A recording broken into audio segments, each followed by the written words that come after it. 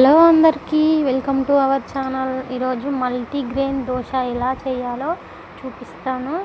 చూడండి, ముందుగా నా ఛానల్ని సబ్స్క్రైబ్ చేసుకొని వాళ్ళు చేసుకోండి. పక్కనున్న బెల్ బటన్ని క్లిక్ చేయండి. ముందుగా రేషన్ బియ్యం తీసుకొని అందులో ఒక కప్పు శనగపప్పు, ఒక కప్పు మినప్పప్పు, ఇంకా పొట్టు మినపగుళ్ళు, ఒక కప్పు పెసర్లు, ఒక కప్పు కందిపప్పు,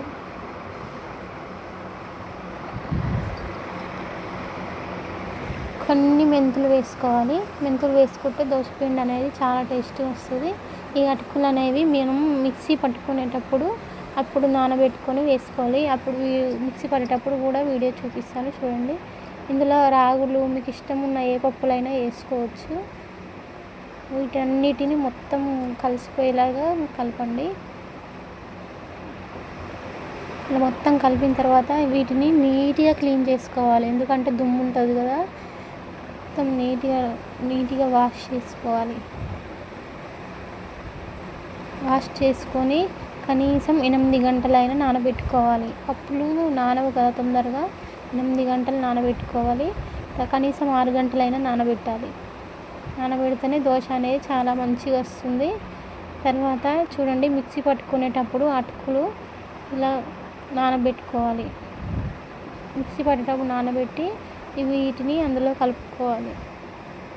ఈ అటుకులు వేయడం వల్ల దోశ చాలా కలర్ఫుల్గా వస్తుంది, అలాగే క్రిస్పీగా ఉంటుంది, చాలా టేస్ట్గా ఉంటుంది. తర్వాత కొంచెం ఉప్పు వేసుకోండి.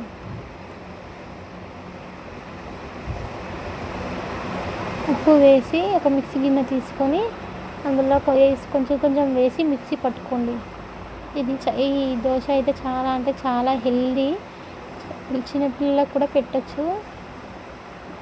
దీంతో ఇడ్లీ, గుంత పొంగనాలు, పునుగులు ఏవైనా చేసుకోవచ్చు.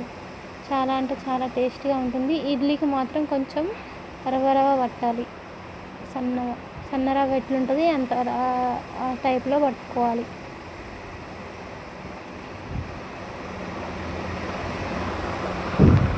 చూడండి, ఈ మిశ్రమాన్ని రాత్రి మొత్తం ఓవర్ నైట్ నానబెట్టుకోవాలి.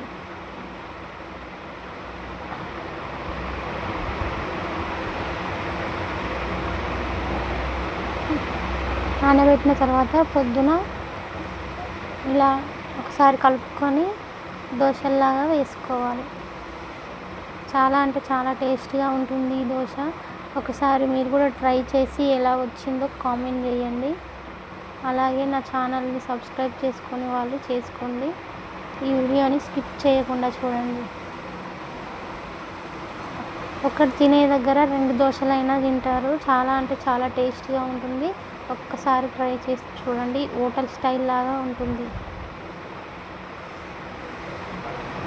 దోశ తినని వాళ్ళు కూడా ఇలా చేస్తే దోశలు తింటారు. చూడండి ఎంత కలర్ఫుల్గా వచ్చింది. అటుకులు వేయడం వల్ల ఇలా కలర్గా వస్తుంది.